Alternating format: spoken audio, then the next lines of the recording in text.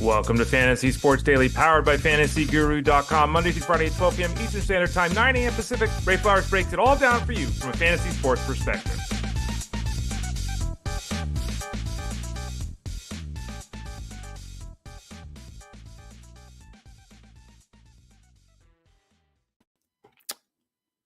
Hey there, everyone. Ray Flowers of FantasyGuru.com. You might see what's going on here and wonder what is going on, and the answer is I don't know. I was messing around with the tech. Sorry for the late start today. Messing around with the tech, and the bottom line is it wasn't working. I had to reset things, and so you see my office behind me. That's a green screen that I use every day. This is the way it normally looks. We're obviously much more focused here. For some reason, my Logitech camera will not allow me to adjust itself. I guess I got to update firmware and all that kind of stuff. Didn't have time to do it. So the bottom line is we're rocking and rolling with what we got. And what we got is this. So at least you can see me. At least we're clear. At least you can hopefully enjoy the show despite the fact that it is less than ideal in terms of the backdrop. Again, I'm Ray Flowers of FantasyGuru.com. Thanks for joining me today. Really appreciate it. We're here every day, Monday through Friday at 12 o'clock Eastern Standard Time. Rocking and rolling. And we hope that you enjoyed the show. Tell a friend, spread the word, all that kind of good stuff. And usually we don't have this tech issue. So normally we're okay. Normally. Again, I'm Ray Flowers. You can follow me on Twitter, X, Instagram, Threads, all of those places at the Ray Flowers. So that's a good place to check it out. Check me out. Check out my work. Don't forget that, by the way, right now, let's throw it up on the screen, even though there we go. Let's just do that. Maybe we'll just do that all show. Baseball, everything we got over there at fantasyguru.com right now, one low price. Get signed up. Let's go. It's one price, $75 the rest of it. All the seasonal, all the baseball, all the DFS baseball, all the wagering baseball, all three of those aspects of the baseball product all in one. Click the subscribe tab in the top right corner. Go to fantasyguru.com and do that. You can also send a note to support at fantasyguru.com, support at fantasyguru.com. to ask any questions you might have. But yeah, you get every article, every ranking, every update, chat room discussions, all that kind of stuff. Rob Brink and I went 6-0 on our bets yesterday, so you can get access to that. All of it, one low price over at fantasyguru.com. For those of you wondering what we're going to be talking about today, even with the late start, here's what we're talking about. A lot of things to talk about: performance of players, weather, media, youngsters, lack of playing time, bullpens. We got a lot to talk about. In about 25 or so minutes, we'll also visit with Armando Marsal because it's a Tuesday. We're going to talk a little bit of football with him. Should the NFL ban the Tush Push? What is Armando's thoughts on the playoff reseeding that might happen? Should you be playing 18 weeks in fantasy football? I know everyone says, no, you're all soft. You should be playing 18 weeks. We'll ask Armando about that. We'll also talk about some of the other storylines. Omarion Hampton, Marvin Harrison, Travis Hunter. You see the video of Travis Hunter? Struggling to run routes, body catching the football. We'll talk more about that with Armando here in a bit. Because the picture is screwed up, I'm just going to leave myself small today. What the hell? We'll do that. We'll effort to have the technology fixed for the next time that we're all together here on a Thursday. Tomorrow, Justin Fensterman will be here hosting the show. He'll be visited by Serge Singh. They'll have a little bit of discussion. Serge will come in about a half hour through the show. Tuesday through Friday, the experts from FantasyGuru.com come on this show. They join at about 12:30 Eastern Standard Time and go for about a half hour. Monday, it's all baseball by myself, but the other 4 days, we do the guest thing. Remember, on Wednesdays, I'm with Jeff Mans on the Elite Sports Show. Now, Jeff's show is Monday through Friday, 3 to 6 p.m. Eastern Standard Time on SiriusXM Fantasy Sports Radio. I'm with Jeff on Wednesdays. Justin and I have a show in the evenings, 8 to 10 Eastern, which is Elite Sports Game Time, where we talk about the bets we place. We go over live action. We play some audio clips from the games, all that kind of good stuff. So check us out 8 to 10 on SiriusXM. Check Jeff out 3 to 6 on SiriusXM. And check us out here at 12 o'clock Eastern Standard Time, all those times, EST, by the way. All right, so let's dive in and have a discussion here and talk a little bit about the weather. Hey, did we have fun with that yesterday? There was a game rained out, obviously, between the Guardians and the Twins. That game has been moved to today. It didn't get rained out. I misspoke. It was delayed. So the game has, in essence, been suspended. It'll be picked up today. So they're going to play the game today. They're going to wait then 30 minutes after the game is over and then play game 2. In essence, a kind of doubleheader because they only played 2 innings yesterday. We're still expecting Gavin Williams and Chris Paddock to face one another at this point. There is still a lot of rain in the forecast. So the hope is they'll get both games in. We'll see. We don't know if that's the case. We don't know Oh, I just realized it. What did I click on this morning? Remove. Yes. Sorry, folks. I'm making adjustments here. I guess I clicked on the wrong thing. Where are we at? That's what I want to click on. There we go. Now we're in a better spot. Sorry. Tech issues everywhere this morning. Sorry, Russell Clay. So the game will be taking place here in a little bit. The other game again 30 minutes after the fact. Remember, the rain is still in the mix. Obviously, Bailey Ober's not going to return to action after only throwing 2 innings yesterday, which is disappointing. Again, Paddock and Williams expected to start, as I said. Why don't we just play games in domes or on the West Coast early in the year? I guess it's not technically early in the year. It's May. That's fair. I also think that we all have to admit that, the weather's changing. I've lived in the same place my whole life, 50 years now. Weather's different than when I was a kid. The weather is changing. So hopefully the new stadiums they build will have a retractable roof, will be a roof, something. I know it's super expensive and all that, but as we were talking about yesterday, Justin Fenchman and I last night on the Game Time, 8:10 Eastern, again, Sirius XM. I don't want to go to a game where it's 39 degrees and raining. When I was 25, I didn't care. Now I don't want to do that. So we'll see what Major League Baseball does. Next up, look, Justin's been talking to me about this for a couple of days now. Apparently, Mets fans, not happy with the fact the team is in first place, have decided to, they fell into second place last night. They have decided to take their ire out on Juan Soto. Look, it's not Juan Soto's fault he was overpaid. Okay? It's not his fault. Number one.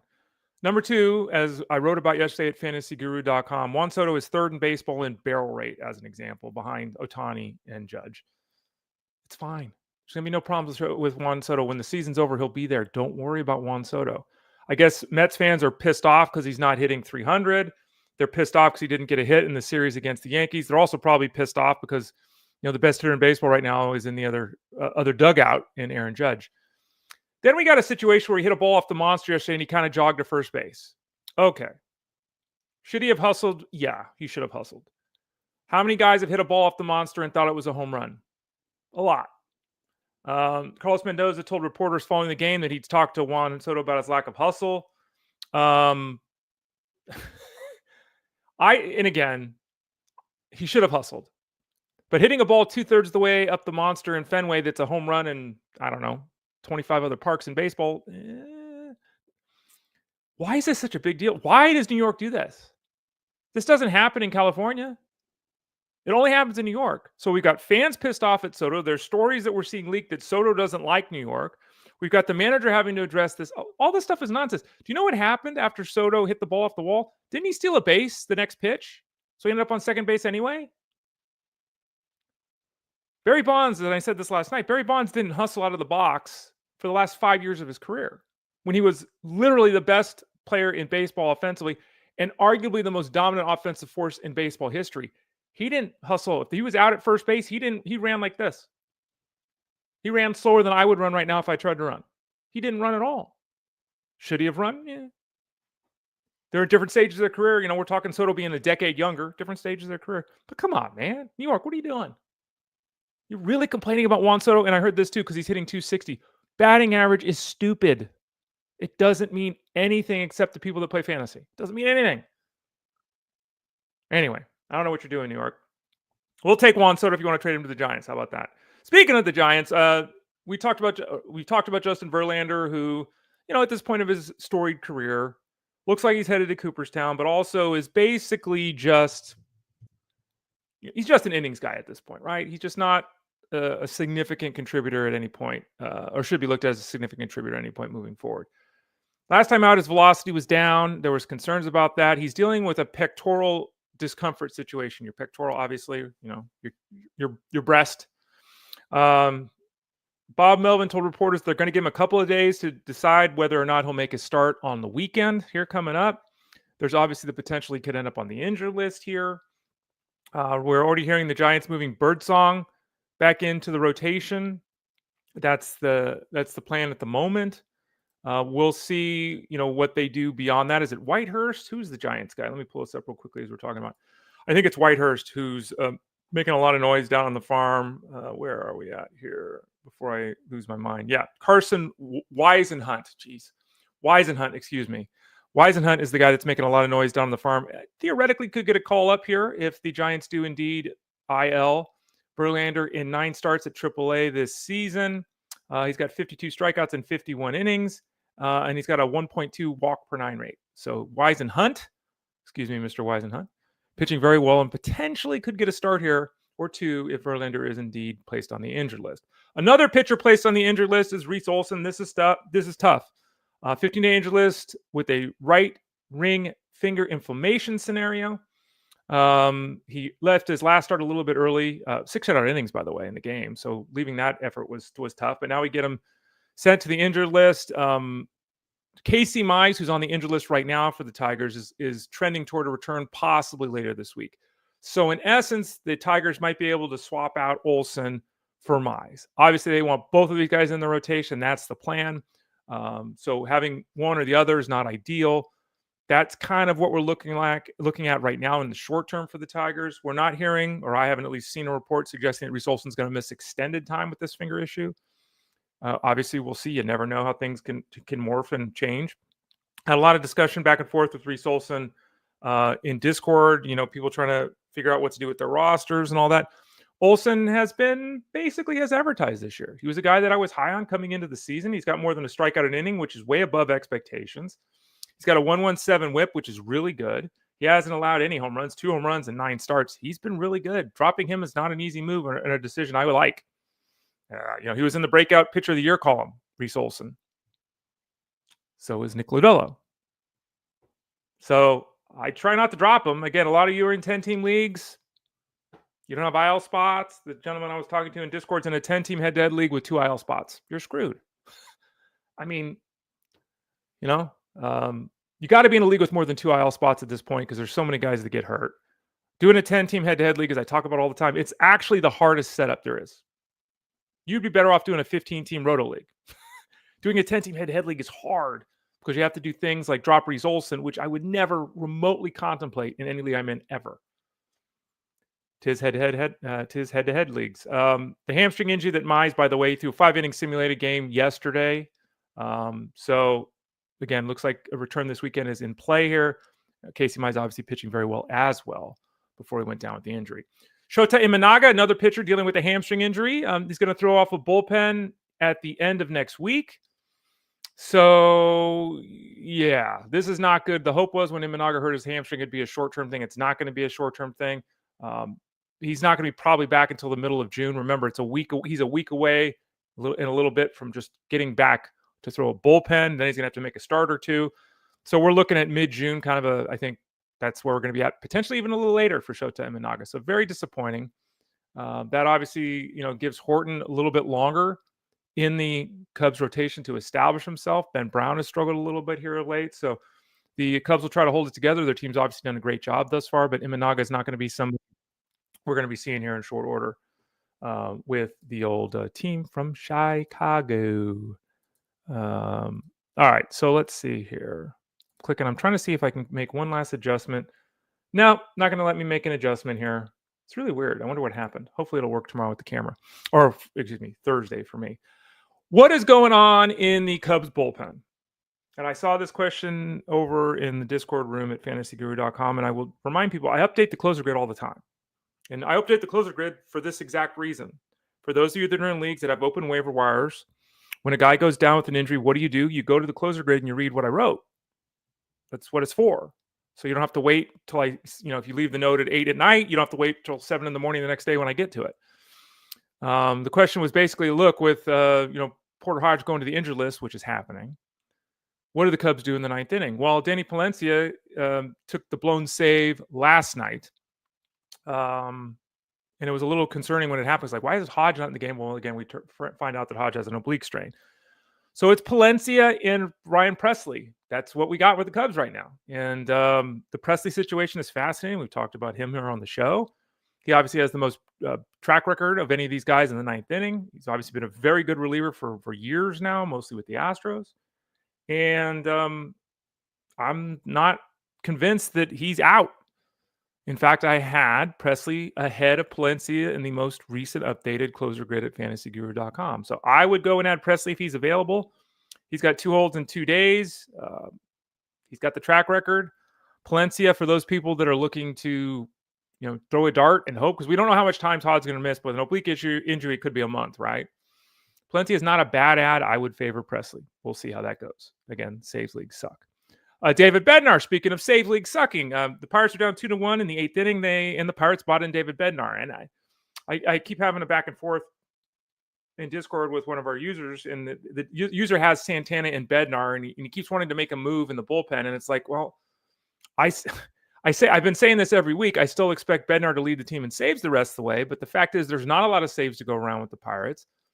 The Pirates are kind of using Bednar, it seems, when it's a more difficult part of the batting order. So that is frequently not in the 9th inning. He continues to have just enough Bednar hiccups that you can't drop Jaxson. I mean, you can't drop Dennis Santana. I was thinking of the Rangers. You can't drop Santana. So if you got both, you kind of ride it out. I mean, again, this is why I don't like saves league, because all we're trying to do is guess who the Pirates are going to call in the 9th inning. And there doesn't seem to be an overt plan that we can really discern right now. So, I mean, there you go. It's rough. Playing a sold league, it's better. Jordan Lawlar is somebody that we talked about. Wrote about him. I've talked about him since the preseason. We discussed when he was called up. He wasn't in the lineup yesterday against the Dodgers. And, when this came up, when his call-up happened, I said here on the show, and I wrote about it again over at FG, I said, this is a weird time to call him up. Perdomo's performing well offensively. Ketel Marte is back from the injury list. Why are we calling up Lawlar? Like this, if you're going to call up Lawlar, you should have called him up when Marte got hurt and he was out for 3 weeks. They didn't do that. So they called him up, and then they said, look, Lawlar is going to play about 4 days a week at multiple positions. He's played twice in 7 games. Now remember, Jordan Lawlar is a top 10, if not top 5 offensive prospect in all of baseball. He's a 30-30 threat, according to everybody. That's not, revisionist history. That's not a Diamondbacks fan. That's scouting reports. He was destroying the baseball down at AAA. He was hitting home runs. He was stealing bases. He was doing everything that they could have possibly expected / hope for him to do. So they promote him, and then they put him on the bench. Makes no sense whatsoever. None. And this is the problem with rookies. Lawlar deserves an opportunity to play every day. His talent suggests he could immediately become an everyday player in the fantasy space. But you got to have the opportunity on the field. And this is why I dislike the idea that we have to talk, because we talk about it all the time. We talk about rookies. It's all anyone wants to talk about. And at the end of the day, it doesn't matter how talented you are. You've got to get the opportunity to play. Lawlar has done everything possible in 2025 to be on this field on a daily basis for the Diamondbacks. He's played 2 of 7 games. So, I don't know. We'll see. With the way they're using him, I got to think they're going to demote him here. I mean, there's no point. What they're doing doesn't work, because a young player, number 1, should continue his development. Number 2, a young player should continue to play. Number 3, a young player, why would you take him from playing every day to playing once every couple days at the big league level? Jordan Lawlar's never done that in his life. He's played every day for his whole life. He's been the best player on the field his entire life. Now you're going to turn him into Enrique Hernandez. I don't get it. We'll see what they do here in the short order. Jose Altuve, who I wrote about yesterday at fantasyguru.com, has really struggled offensively. They did make a little bit of a switch. Just wanted to point that out here on the show. They changed the batting order up again in Houston. Jeremy Pena is still batting leadoff, but they put Paredes into the 2-hole. We hit the bet last night on Paredes. Had a couple of base hits. Altuve is now hitting 3rd. We'll see what happens when Yordan Alvarez returns from his hand injury. What the batting order is going to look like. But for now, it seems like Altuve might be the 3rd hitter. Now, he's not doing anything. So, in the old days, who would care? But now it's not good. Alvarez, by the way, said that his hand is getting better, but he still has soreness when he swings. Yordan Alvarez is not Mike Trout, but I'm really getting frustrated with Yordan Alvarez, as I'm assuming you are too. I've had him on my Dynasty League team forever. He continues to go out there and go, 30-90 and be really productive, but he continues to miss games. And it's like, bro, you got to play. Like, your hand is sore. I'm sorry. William Contreras' hand is sore. He's still playing. You got to play at some point. Your team needs you. The offense needs you. We need you in the fantasy space. Get out there. He said that he had to shut it down because the inflammation in his hand was just not allowing him to do what he needed to do. Again, he's improving, but it's still an issue here. I don't know. I mean, I guess we're looking at June for a return for him. So, yikes, because the Astros offense desperately needs a returning Yordan Alvarez and obviously a productive Jose Altuve, or they're going to be light. Christian Walker, too. Those guys got to get, all three of those guys got to get out there and produce for that team. Chandler Simpson, who got a hurt his hand and his face and everything that played at home plate, came off the bench and stole 2 bases last night. I just wanted to bring him up because, interestingly enough, a lot of people added him, and then I'm getting the sense that a lot of people have dropped him, which I don't quite understand because what he has done thus far, I mean, he's hitting 300 with 11 steals. Like, I don't know what anybody was expecting with Simpson other than this. 300 works. 11 steals works. Yes, he doesn't have a home run. He's not a home run guy. Yes, he has 9 RBIs and 100 plate appearances. Not going to drive runs in. But this is who he is. If anything, the one thing that's disappointed me is the 327 on base percentage. I thought that number would be a little bit higher even if he didn't hit 300. But yeah, I'm very confused why people have added Simpson and dropped him, while there's still questions about his value. Like, he's hitting 300 and he's on pace to steal 50 bases in a full season. Like, it's pretty good. Hyesong Kim of the Dodgers is making this very difficult decision for the Dodgers. By that I mean he's done amazingly well since he was promoted from the minor leagues. And so the Dodgers have an issue here because we say it all the time. You hit, you play, but where's he going to play? Okay, Teoscar Hernandez and Tommy Edman back off the injured list. Ha-Seong Kim now kind of becomes like Jordan Lawlar. It's like we got to try to fit this guy in the lineup somewhere. Dave Roberts, the manager of the Dodgers, on Monday said that they envision 3 or 4 starts a week for Kim. Remember, the Diamondbacks said the same thing about Lawlar, and he's played 2 out of 7 games. The real problem for Kim is the team is too good. Now, guys get hurt all the time. We just talked about we just talked about Hernandez and Edman coming back. There'll be injuries as well. Kim played center field yesterday, which is great. A lot of flexibility positionally potentially in your setups. Did hit 9th. He's going to hit the bottom of the order, which dings him a little bit, of course. But Kim has been an exciting addition to this team.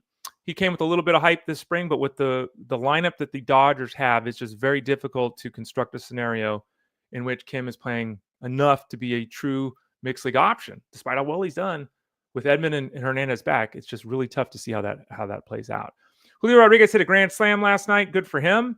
Julio Rodriguez you want to be disappointed in the guy, upset with the guy. Julio Rodriguez is that guy. Julio Rodriguez is 24 years old. He's getting paid $200 million, excuse me.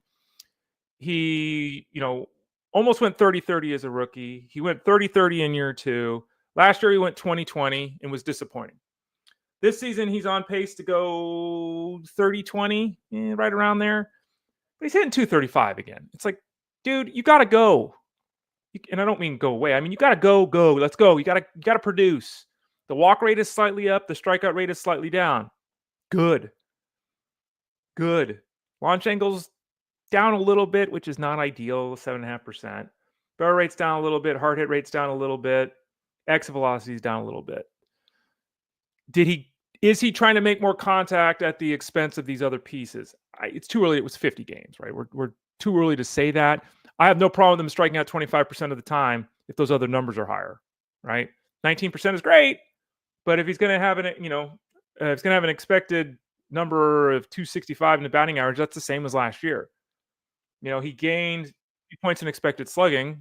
Okay. The bottom line with Rodriguez, is he's just too talented to continue doing this. I think he's a decent buy low guy, but this is going on 190 games of him being good, but not great, even though he's drafted to be great. Taylor Ward hit a home run last night. Ward has really started to come alive here. He's had a really down season. I mentioned Ward because the Angels aren't going anywhere yet again. Maybe this is the year Taylor Ward finally gets traded to a good team. We'll see. In his last 6 games, he's got 4 home runs. In his last 13 games, he's got 7 home runs and 17 RBIs. Could potentially be on the waiver wire because his production has been down. He may not be because when you hit home runs, people take notice. But Taylor Ward certainly is not going to hit 198. He's not a 704 OPS guy. He's in a really nice groove driving the baseball right now. So give the waiver wire a check. I'm looking at RT Sports as an example. He's rostered in only 51% of their leagues. So give him a look right now. He's in a little bit of a hot streak with the power swing. And then finally, before we talk some football with Armando Marsal, Ha-Seong Kim spelled similarly but different people, of course. With Tampa Bay, he's coming back from that shoulder injury. He's going to begin a minor league rehab assignment this week. That's the hope. So he should return 3 or 4 weeks, maybe something like that, to the Rays. Should debut for the Rays, return to the big leagues. And he is somebody, depending on your setup, same kind of thing. Adding a guy that's still 3 weeks away or whatever it might be to just sit there on your bench hurt. If you have IL spots, he may not have been drafted. He might have been drafted and released. No one's paying attention. Kim is a guy that figures to play an awful lot in the second half of the season for the Rays. And he is somebody that we have seen, obviously, be very successful in the fantasy space while part of the Dodgers. Would anticipate him being very successful, certainly stealing bases with the Rays, and potentially multi-position in your setup. Give a look to Kim. And he's another guy that no one's really talking about right now, but maybe, just maybe, he's somebody that you could get ahead of everyone else and add him before the stampede begins when he gets recalled by Tampa Bay. All right, so there's our baseball talk for the day. I will now go back to my odd setup here. We'll bring in Armando Marsal, and he can laugh at the fact that my green screen is working properly, but that I can't get my camera to adjust. Armando's at a stadium all the time, so maybe he understands this. But yeah, so let's bring in Armando Marsal of fantasyguru.com. Armando, we got some weird things going on today here with my camera. Couldn't get my camera to adjust. So now everyone can see my vent behind me and my garbage can in the corner. At least the green screen part's working. How you doing? I'm doing good, Ray. I'm doing good here. Excited to be on here to talk some football. We got the draft guide coming up. It's officially June 2nd. So everyone be on the lookout for that. There's going to be plenty of content that same day. That's when it launches. And there's plenty of content rankings, player outlooks, bold predictions. All of that will be June 2nd. Keep a close eye out for that. So we're hitting the ground running, Ray. We are, yeah. Click that subscribe tab in the top right corner. Get signed up. Football is a year-round thing for us over at FG. So as Armando's pointing out here, though the draft guide drops in a couple of days, there's going to be a ton of information that's included there because the staff has been working diligently behind the scenes to make that a reality. You can see there on the screen the address. You can just go to FG, click that subscribe tab in the top right corner. Yeah, that's gonna be exciting, Armando. It's kind of I know what it's like because I handle the baseball guide. It's kind of, you work all this time behind the scenes, and it's like, then here comes 6 articles that you just been working on for the last 2 months, or whatever. It's kind of a fun time, right? It is. It is a fun time, and it kind of really makes it feel like, all right, football season's right around the corner, right? For right now, I know it's a slow period for a lot of people, not for us, but slow period for a lot of people. But once you see the content, it's like, oh yeah, fantasy football season is right around the corner. So yeah, I'm pumped. We had the meeting last week. We got everything worked out, and I'm truly looking forward to it. It's one of my favorite times of year. It's a busy but favorite time of year for me. The NFL is busy. They're always in the news, and the most recent thing is that the teams are going to start voting on a couple of potential changes here, and I wanted to ask you about it. First off, Adam Schefter is suggesting that the Tush Push is going to be banned at the owners' meetings. Your thoughts on the Tush Push? Should it be banned by the league? Is this a stupid story? What do you think? I think this is silly, but this is what I tell my kids in baseball. I say, if you want to stop it, figure out a way to stop it. Don't complain about it. Figure out a way to stop it. It's a play, right? It's a play in the NFL. If you have that big of an issue, I know it's very difficult to stop. That percentage of success rate is very high for the Tush Push, but if you're an opposing defensive coordinator, you got to figure it out. If you really want to stop it, figure it out. Taking it out, come on. Let's just try to figure it out. That's the way I view it. I don't have a really strong opinion on it, but that's the way I view it. If you really want to try to stop it, figure it out. Yeah, to me, I just don't like the play, and I think it got highlighted in the playoffs where they were jumping off sides 412 times, and they had to be warned you're going to give up a touchdown if you keep. It just was a bad look, and I think that's if it's happening in Week 7 and no one's paying attention, I don't think the NFL cares. But when it's on a national stage in a playoff game, I think it bothers them, which I get. It's not rugby. I've always thought it's weird that you could run up behind a guy and just start pushing him. To me, again, to your point though, run your defense different. I mean, it's that's what they want to do. I think it's a bad play, but run your defense different, figure it out. Reseeding for the playoffs. This is another topic that we've heard here of late. Instead of saying, "Oh, you won your division at 9-8, you get a higher seed than this other team that went 12-5." The NFL is talking about reseeding just based on record. What are your thoughts on that? I actually kind of like that idea. Okay. We've seen where there are teams that miss the playoffs with better records than other teams that that don't make the play. And I guess it's tough, right? It's really a difficult situation to navigate. But I kind of like the idea of reseeding. I do, because I think that ultimately the teams with the best records, in my opinion, should be the teams competing at the highest level, and that's how I view it. This brings up a very interesting topic as well in the fantasy space, because I have argued for years that fantasy football is bigger on its own than every other fantasy sport put together, right? So this fantasy sports is basically fantasy football. Yet people try to find ways not to play fantasy football. It's crazy to me. No one wants to play week 18. They think it's the dumbest idea ever, yet it's the number one. It makes no sense to me. I've argued for years we should play all the 18 games. There's only 18 of them versus 82 or 162 in the other sports anyway. But if we're reseeding things here, if that's the way the league is going to go, we have to play 18 weeks, don't we? Because it's no longer, we're resting guys. There's going to be 12 teams trying to make those final 2 spots in the playoffs. We'll have to go to playing 18 games in the fantasy space, won't we? I think that they do make that change. I definitely think there's a strong case to be made to play all 18 weeks. And, and if you are hesitant, what you can do is just make your finals the last 2 weeks, right? 17 week, 17 week, 18. I think that's a solution to the problem there. And look, I've always been like, I'm okay with 17 weeks now as things stand, because we do see a lot of teams, sit. But if they make this change, they're going to be competing to the very last week. A lot of these teams are going to be competing to the very last week. So I think it makes a strong case to play all 18 weeks. And it's one more week of fantasy football. Why not, right? Like, I think I enjoy it every week. Like, why not? And then this also will open up the opportunity to create other kind of games in fantasy football, right? Like, if you've been eliminated, you can do a week 15 through week 18 kind of league and redraft and things like that. You can open up a lot of opportunities here with this. So I think 18 weeks of fantasy football, if they make this change, is something that I'm going to be, pushing for in my leagues as well. Right now we do 17 weeks, but I would definitely be pushing for 18 weeks if that is the change.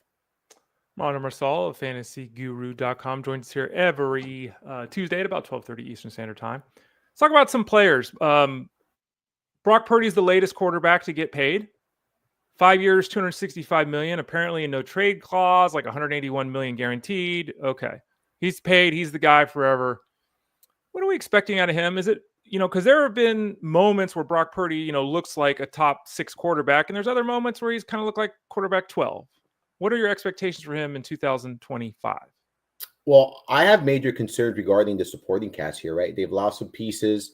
We obviously don't know, how Brandon Ayuk is going to return here.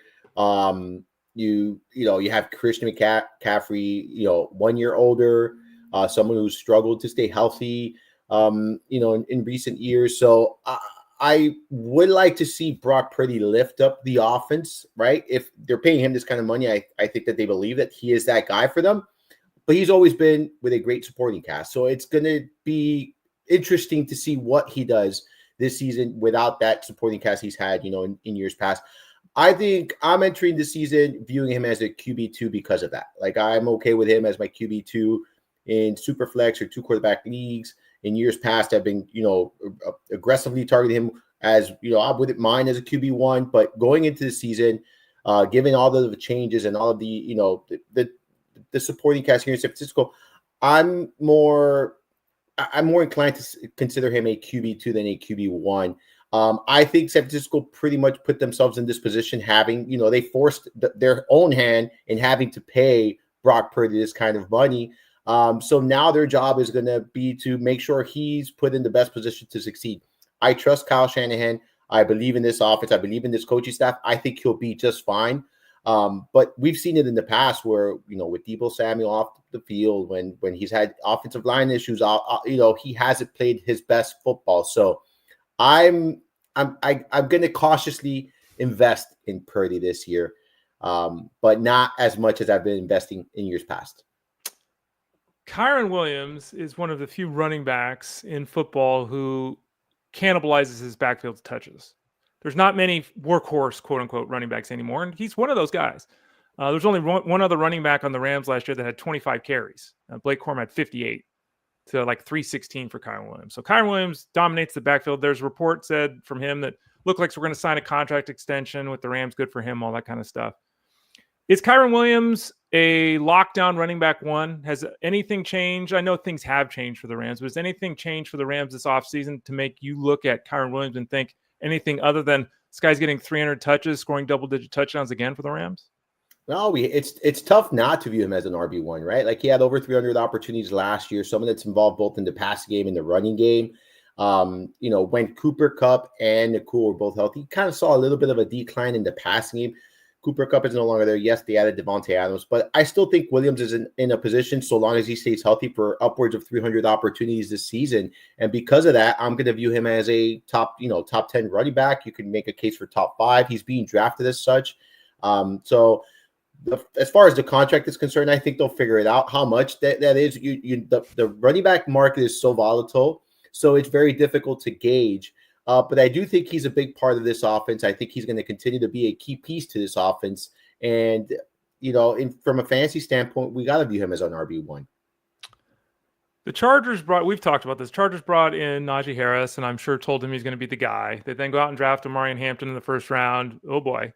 So now the question is, let's say we got 450 touches out of this backfield.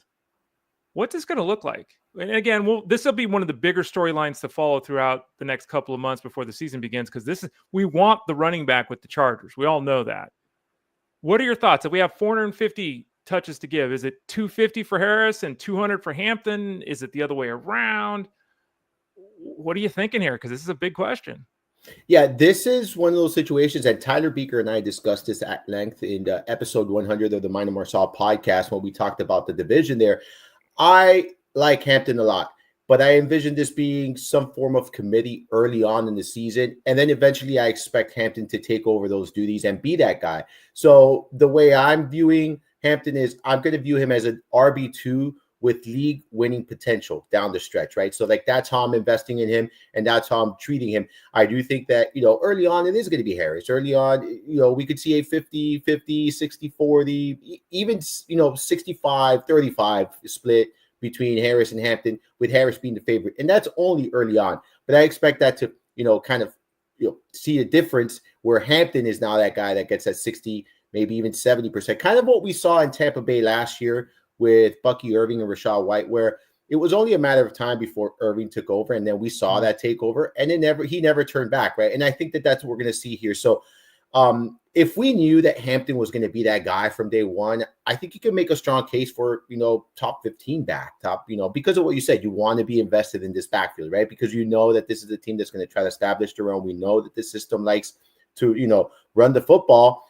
and I think they are going to do that, but I think it'll be, maybe like a couple of weeks, maybe a month before we really get to see him take over the duties of this backfield. So because of that, it's hard to say RB1 or high-end RB2. So I have him at the top 20 as far as my running back rankings, and that's how I'm treating him. Just keep in mind, like, this is one of those situations where if you do invest in Hampton and he gets off to a slow start, don't get frustrated. Understand what you invested in, right? A young running back who is very good, with another veteran running back in that same backfield who's going to help out, at the beginning of the season. So that's how I'm viewing it going into the season. But I do think he's going to give you that league-winning potential there.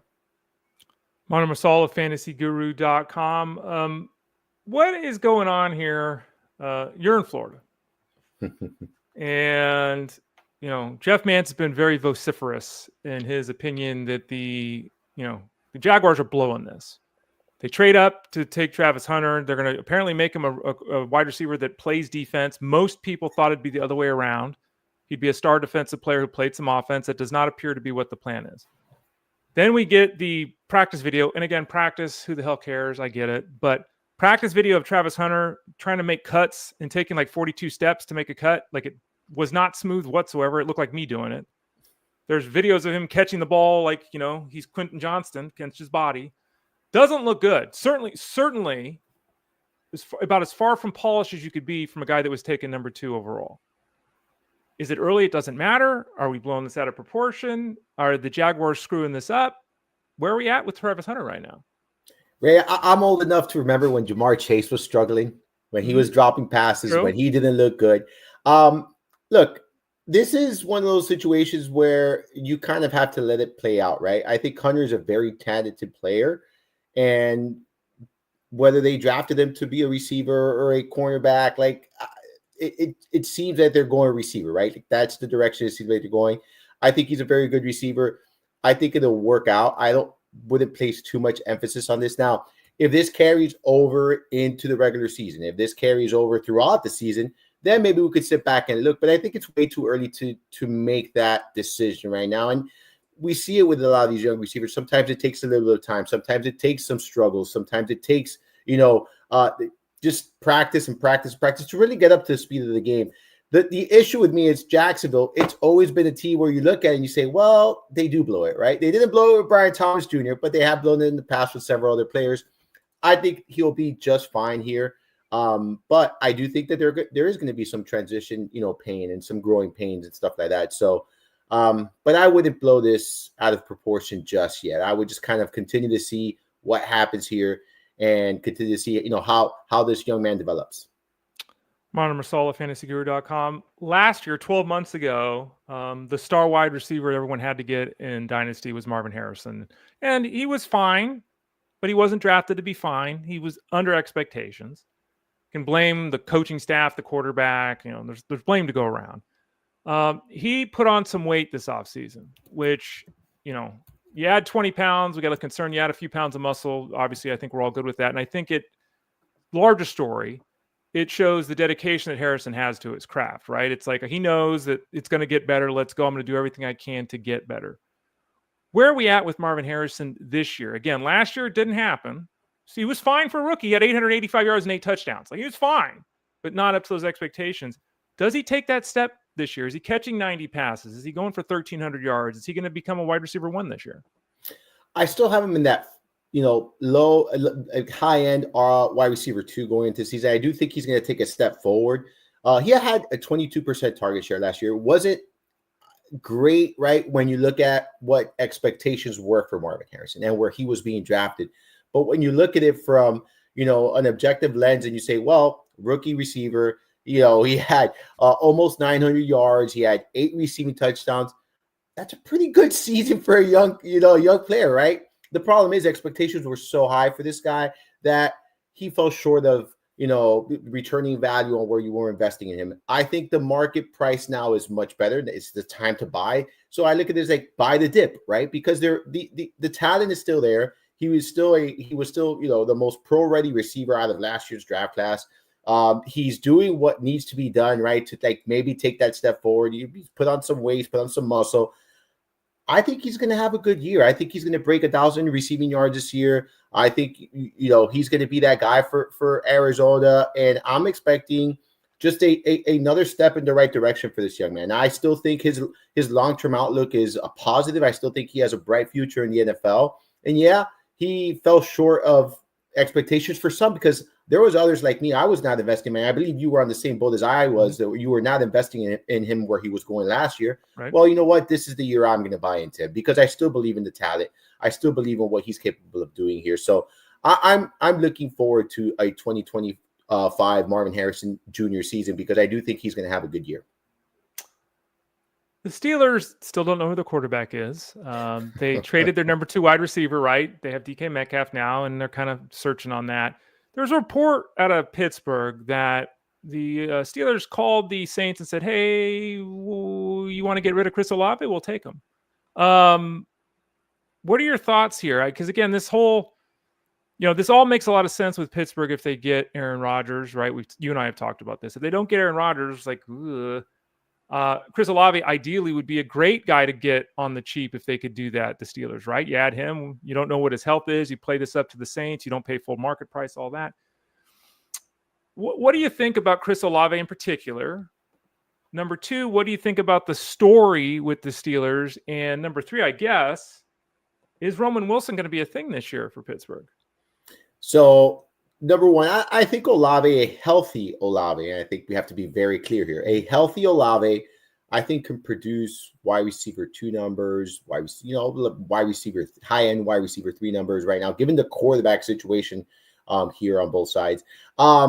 It would be a good fit, right? Because now you have a player who can run out of the slot. He could run out outside as well. You have DK Metcalf. They're good. They're complementary receivers. It's not the same as Pickens and Metcalf, which is pretty much 2 guys that can go deep and make some great contested catches. Here you got Olave who could do different. He could run, the routes, and not have to go deep like DK Metcalf. So I like this fit for Olave if they do make this move. But the problem, Ray, is who's throwing the football. And that, to me, is going to ultimately determine the value of these receivers.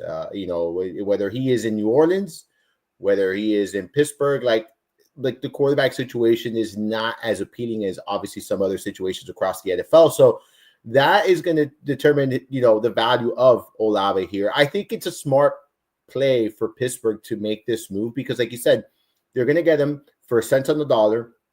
It's a good fit. If he could really help this team get to the next level, he can also be a reason why Aaron Rodgers said now they could go up to Aaron Rodgers and say, hey, look, we got you Olave, we got Metcalf, we got Freiermuth, we got the backfield here.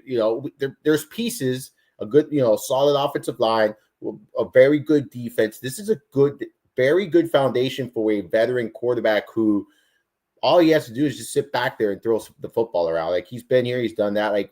So I think it's a smart play on Pittsburgh. As far as Wilson is concerned, depends on what happens here with Olave. I think that's the truth. It really depends. I would like to see him, take that next step. And if they don't get Olave, I think it could be a possibility. But this is not a team that, if they have Olave and Metcalf, a healthy Olave and Metcalf, and they also have Freiermuth in the run game, I don't see that many opportunities here. Given that, they're not going to be playing from behind all that often. They're going to be playing, close games and grinding it out. So I think Wilson's value is going to go hand in hand with whether they trade for Olave or not. Like, with the way the team is constructed, no matter who the quarterback is, you almost have to think that DK Metcalf's getting 10 targets a week, just because the way the teteam is constructed and the fact they paid him $150 million. Yes. Maybe they paid him $150 million because they're going to throw it to him 6 times a week. maybe they were, we hope not. Yeah, right. So it thinks like it's so. I think Metcalf is safe in terms of no matter who the quarterback is, but you look at this team and it's like Calvin Austin, Robert Woods, Scotty Miller. Like, this is not. I mean, if Roman Wilson doesn't step up, yeah. Ben Skoranek, I don't know if he's still on the team. Like, this is not good. And, maybe this is why Aaron Rodgers hasn't signed yet. Maybe he's like, I'm not going to go throw. There's one guy I can throw a football to here. And the Steelers, obviously, they're, as you talked about, they're not going to play a wide open game. They're not going to try to win 30-27 every week. But that receiving core, with the loss of Pickens, it's pretty dicey, Armando. Oh, it's really bad. And this is why I think they're making this play, because maybe that is a conversation that was had. Maybe Aaron Rodgers says, hey, I need one more piece in this offense if you really want me to go play there, because this supporting cast is just not going to do it for me. I mean, we saw the Jets last year, right? They had Wilson, one of the better younger receivers, and they went and made a play at Adams. Like, it's a very high probability that is a conversation that was had, and they were looking for an underneath receiver, someone that could, complement DK Metcalf, someone that Aaron Rodgers says, okay, I could work with that. And maybe this is part of what they're trying to do to get Aaron Rodgers. And I really do think that this is not going to be the last rumor you hear about the Steelers shopping a receiver, in my opinion. I think they're going to continue to shop, because if they don't, they might not land Rodgers. And if they don't land Rodgers, that is going to be brutal at the quarterback position. You're talking Mason, Rudolph, Skylar Thompson. Like, oh, boy. It's going to be rough, for Pittsburgh this year if they can't. And I'm not saying Aaron Rodgers is a savior by any means, but even at this stage of his career, I think he gives you a much better chance than what they currently have there in Pittsburgh. Armando Marsal, fantasyguru.com. As he noted, you go to fantasyguru.com, click the Elite Plus tab at the top of the page. You can see this show catalog, so you can listen to all the past episodes. You can also see Minder Marsal, his show, and all the past episodes there. What divisions have you reviewed thus far, and which is the next one coming up, Armando? So we've done all of the AFC divisions are done. So that's episode 99, 100, 101, and 102. This week, Tyler is traveling, so I'm going to put it on hold. I made him I told him, hey, don't worry, I won't do these division breakdowns without you. We've been having such a good time. So it'll be just one episode this week. I believe Russell Clay will be joining me. We're going to be talking some year 2 guys and and kind of for more dynasty geared. But next week, back on the team previews, and we're going to do NFC.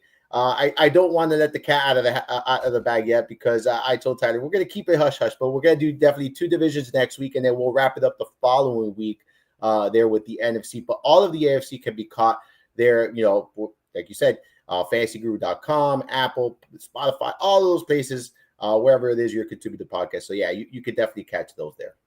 You're also, as you noted, June 2nd is the official release date, I guess, of the draft guide, right? Yes. Jeff Mann said some stuff will be up June 1st, but June 2nd because it's a Monday, right? Is that it?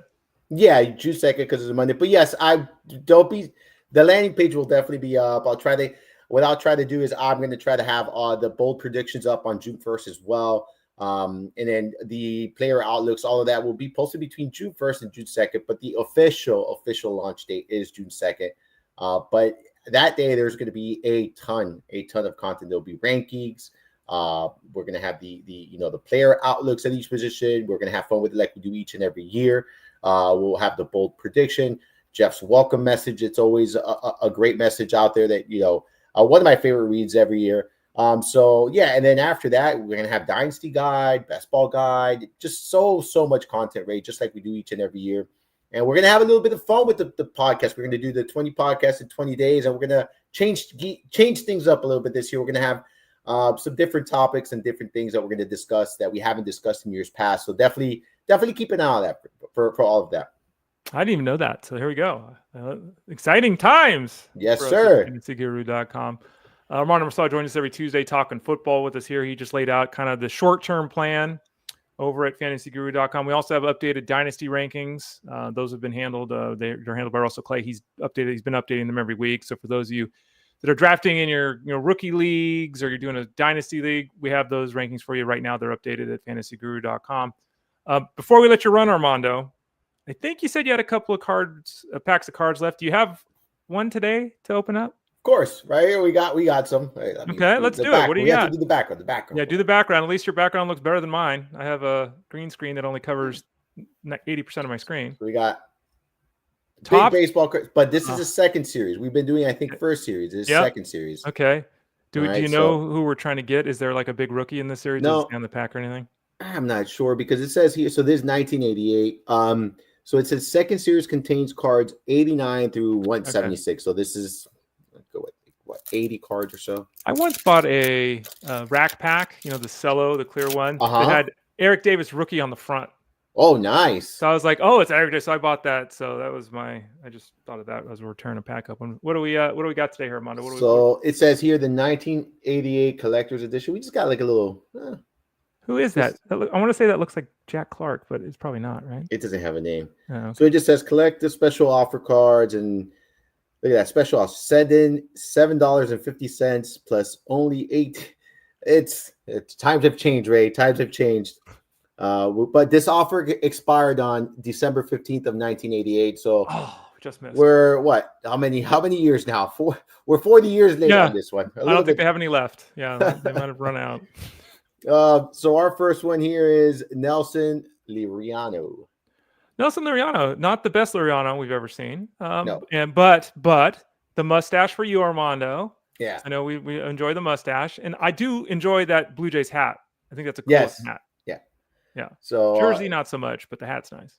He was named to IL All-Star team in 1987. Yeah, he belted a grand slam at Florence in August, and his brother Charlie plays in Indians chain. Wow. They really Nelson Liriano, who, by the way, did play in 823 games over 11 years. So, he hung around at the big league level. Okay. Hung around. And then we have a no stash. Tabler? I remember the name. I want to say he was kind of a higher end rookie, but never quite did anything. We made an all-star game. Okay, here we go. Pat Tabler, one season. His all-star season was 1987. Hit 300 with 11 home runs, 86 RBIs. He had 300 back-to-back years. Yeah, he's a decent. No power, no stolen base speed. Wouldn't have been a very good fantasy asset. Pat Tabler. There you go. Yeah, well, it says here in the back, Pat's career average with bases loaded is 527. Well, that's pretty good. That's impressive. That is impressive. I can't help but think like he should have been in the movie Major League, right? Like that hat, right? It always gets me. Yeah. Totally. Yep, you got that right. Too normal for that movie, probably. Wasn't outlandish enough. I remember Jack Howe. Yeah. That name. Look at that. Look at him throwing. He's so serious there. Yeah. That we had that when my what year was that? When I was 15, when I started playing in Colt baseball, we were the Angels, and I had that hat. That was our uniforms. Not not really that great. I'm looking his baseball reference page got the same hat, so that clearly that was the mojo they were looking for. Another 11-year career, 941 games, very much like Liriano. He had 20 home runs one time, 2 times. He's around. He hit a broken bat home run at Yankee Stadium in 1987, and his son Dallas was named after the Dallas Cowboys. So fun facts there. Oh, a couple fun facts. Nice. You have to show us the back of the card. Has it got the sorry. Too, yeah, right? yeah. Sorry. Yeah, look at that. Oh, this is even more than this has 1. 3 fun facts. You see. Yeah. These are pretty cool. I mean, for those of you that are wanting, inserts that cost $700, this is not pack for you. But for guys like Armando and my age, these are pretty cool. I think these are neat. Yeah, man. We put all these in the binder now and just I think the style of them is pretty cool. Pretty cool. We got Chris Brown, and no, not the singer. Not the singer. Chris Brown was supposed to take over third base. They had Darrell Evans here, and Chris Brown was supposed to take over first base for the Giants. And I think he won a batting title one year. Did he? Let's look this up. I want to say he was pretty close. He was an All-Star one year. No, he didn't win the batting title, but he hit 317. In 1986. Yeah, he was supposed to be the third baseman. He had a good couple years, and then that was kind of it. Disappeared really quick. Okay. Well, look. So fun facts. Chris had 6 straight multiple hit games in 1986. He was a high school teammate of Darryl Strawberry, and he was a finalist in Plint pass and kick competition. Oh, just like Andy Reid. Wasn't nice? Andy Reid did that too when he was a kid. He was a monster. I believe so. Yeah. There you go. Right. That's a fun fact. Remember Chris Brown? We got Lou Whitaker. Sweet Lou. Some people regard him, I think most people now with the advanced measures and metrics we have in baseball, maybe be a top 10 second baseman of all time. And it wasn't, it was kind of consistency year after year. So it was never wow. But both he and Trammell obviously getting a lot more respect here as they age. Sweet Lou Whitaker. Very, very smooth and successful ball player on both sides of the field. And then we have a couple of fun facts here. So he and his wife are parents of 3 daughters.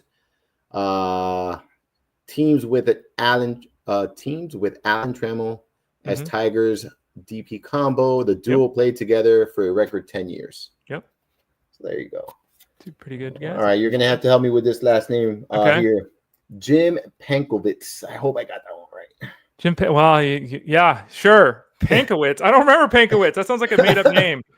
Jim Pankowitz. Probably Witz or Witz. Let's go with Pankowitz. Yeah. 4th round draft pick in 1976. He's still alive, so that's good news. He played a total of 318 games at the big league level. Didn't do much, Armando. Did not. So, no, let's see if there's anything that stands out here. His first league home run came as a pinch hitter. Okay. He only hit 9 home runs as a big leaguer. He had 77 RBIs at Hawaii in 1982. Oh, wow. And he played baseball at the University of South Carolina. So there you go. Those are the fun facts. Yeah, his minor league numbers. Let's see. I'm pulling it up right now. In 84 in limited, he was never that good. He was just never that good offensively. No. That's just not. But it's fine. Hey, man, he played in the big leagues and had 620 plate appearances. Good for him. Well, this is a fun one. My favorite player of all time, Tony Gwynn. Well, yeah, there you go. You got to put that one away. Tony Gwynn, as most people I think know at this point, was a basketball player as well. He was a point guard in college. I think he held records there for a bit. San Diego State, where did he go to school? Something like that? Is it listed on there? Let me see. No, it's not listed on here. Let me pull it up here. I'm trying to remember where he went to school. San Diego State. Yeah, San Diego State. There Yeah, you he go. was the point guard and played some basketball. So he was obviously a good athlete. A lot of people remember Tony Gwynn when he got older. He was kind of chunky, but he was not when he was young. No, if you look at this picture, he was in shape right there. Yeah. By the way, Tony Gwynn, for those people that think he was just a hitter, stole 56 bases one year. 56. He stole 40 another year. Like, he could run before he gained that weight as he got older. That's impressive. This is obviously 1988. So as of 1988, he was a two-time NL batting champion. He was part owner of a baseball school. His brother Chris played with the Dodgers in 1987. There's much more fun facts after 1988, ladies and gentlemen. I mean, 8-time batting titles, 5 Gold Gloves, 15 All-Star games, made the Hall of Fame, 3,000 hits, and was a point guard in basketball. Pretty good athlete. Yes. And that's it, right? You know, these packs come with 8 cards, smaller amounts, 8 or 9 cards or whatever. Well, I think a lot of the new packs are that way too, right? It depends on which one you buy. Yeah. My kids got one this weekend and came like 30 cards, one of them. Yeah. Oh, really? Yeah. Interesting. Yeah. All right. Well, he's Armando Marsal. I'm Ray Flowers. We often open up a pack of cards here. I don't know if we've ever pulled a card that was really fancy. I don't think we have, right? No. If we've gotten anything that was more than, $10, $12 or something like that. But it's fun. Yeah. I also don't get those great packs. They're so expensive. Well, yeah. We opened a pack, Kyle and I, about 2 years ago or something. I pulled a Yordan card that was like $100 randomly. I forget what it's over there somewhere. But yeah, I mean, when you're spending $2 a pack, we're not expecting to get a $50 card out of the pack. No. He's Armando Marsal. He joins us every Tuesday. We talk football and often open up a pack of cards there at the end just for some fun. I want to thank you for your time today, Armando. Good to hear all the stuff that's popping at fantasyguru.com. Folks can click that subscribe tab in the top right corner and get ready for the draft guide. That's just less than a couple of weeks away. Your podcast, to click that Elite Plus tab at the top of the page to find that. So thanks for your time today, and we'll talk to you 7 days from now. Yes, sir. Thank you so much for having me on. You got it. He's Armando Marsal. I'm Ray Flowers. This show will be here tomorrow. Justin Fensterman will be on. I'll be with Jeff Mans from 3 to 6. Tomorrow I'll be back on Thursday here. This show Monday through Friday at 12 o'clock Eastern Standard Time. Jeff Mans 3 to 6 Eastern Time, Monday through Friday on Sirius XM. And then Justin and I at nighttime, Monday through Friday from 8 to 10 Eastern on Sirius XM as well. For Armando, I'm Ray. This has been Fantasy Sports Daily, powered by fantasyguru.com. Have a great day.